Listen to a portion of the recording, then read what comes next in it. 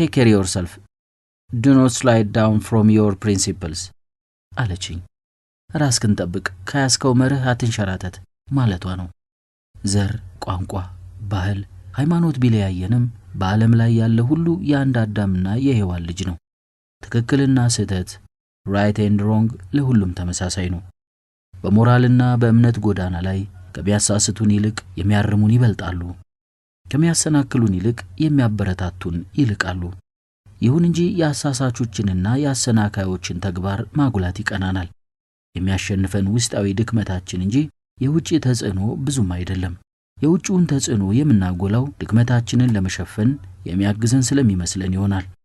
በሀገራችን ጎረቤት፣ ማህበረሰብ፣ እድሩ፣ አድባሩ፣ ወንጋሩ፣ ፍንግጥ ወይም ስድ እንዳንሆን ሲቆጣጠረንና ሲያርመን ኖረናል። ወይም አላባት ወይም ለእናትህ ሳልናገር ይላል ጎረቤት። እንዲያም ሲል ይቆነጥጠናል። መጽሐፍ ሰማያት የእግዚአብሔርን ክብር ይናገራሉ፣ ምድርም ዕለት ዕለት ቸርነቱን ትዘክራለች እንዲል በእውነትና በቅንነት ብናይ በዙሪያችን ከሚጠሉን ይልቅ የሚወዱን፣ ከሚጥሉን ይልቅ የሚያነሱን ይበልጣሉ። የትም ብንሄድ የፈጣሪ ልጆች፣ የሞራል ሰዎች አሉ። ሰው ነኝና በዓለማት ማዕዘን ሁሉ ያለው የሰው ልጅ ወገኔ ደጋፊ ነው።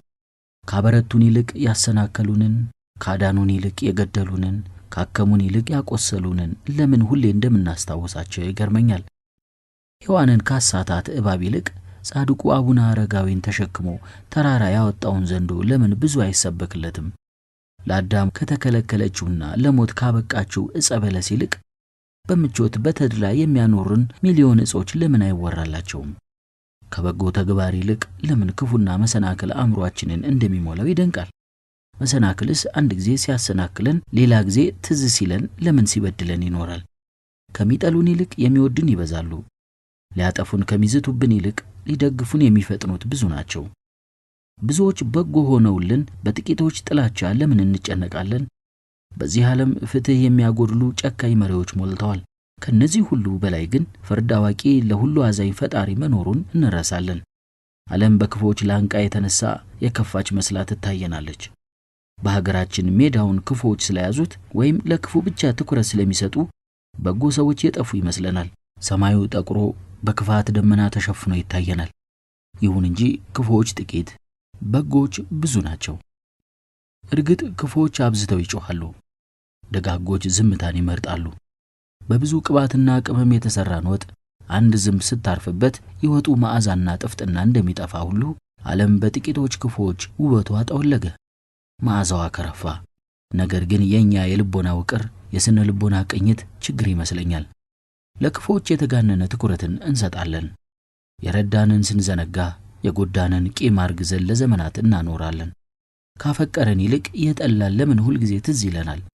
ከሚያፈቅሩን ብዙዎች ይልቅ የሚጠሉን ጥቂቶች ለምን ሰላማችንን ይነሱናል? ጥቂት ሰዎች ወይም ሀገራት ተጣልተው ጦርነት ገጥሞ ይሆናል።